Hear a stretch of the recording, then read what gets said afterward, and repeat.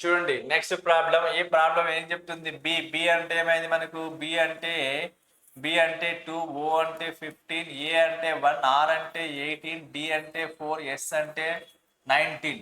ఇక్కడ ఏమి ఇచ్చారు మనకు? సిక్యూడియుఎఫ్టి ఇచ్చిండు. అంటే ఎలా కోడ్ చేసిండు మనకు అర్థం కావాలి.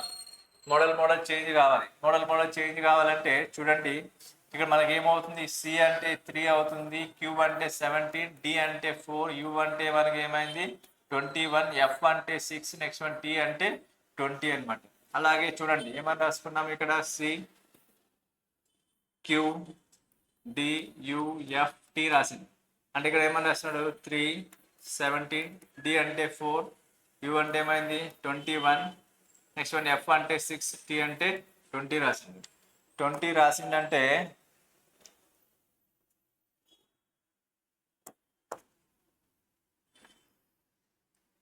ఇక్కడ చూడండి, 1 is becomes to 3, 1 becomes to 3 అంటే ఏమైంది? +2.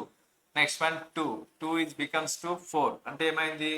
+2. Next one 15 + 2, 15 + 2 is equals to 17. అంటే మనకి ఎలా వస్తుంది? ఇలా చేంజ్ అయింది అనమాట. ఇక్కడ +2, దెన్ ఇక్కడ +2, దెన్ ఇక్కడ కూడా +2 అనమాట.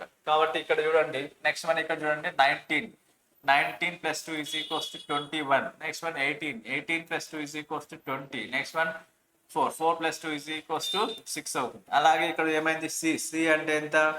సి అంటే 3, ఎల్ అంటే ఏమవుతుంది? L12, ఓ అంటే 15, యు అంటే 21, డి అంటే 4, నెక్స్ట్ వన్ ఈ అంటే 5, ఈ అంటే 5 అయింది. దాని నుంచి చూడండి, ఫస్ట్ మనకి ఏం కావాలి? ఇక్కడ నుంచి ఇక్కడ వరకు ఇలా చేంజ్ కావాలి. ఇలా చేంజ్ కావాలంటే మనకి ఏమైంది? ఇక్కడ +2 చెప్పినాం కదా, +2, 15 + 2 ఈజ్ ఈక్వల్స్ టు 17 అంటే ఎవరు రావాలి?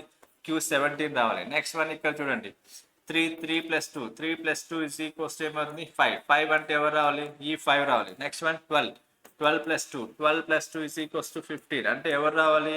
ఓ 15.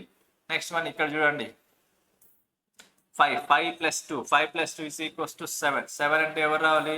G7. Next one 21 +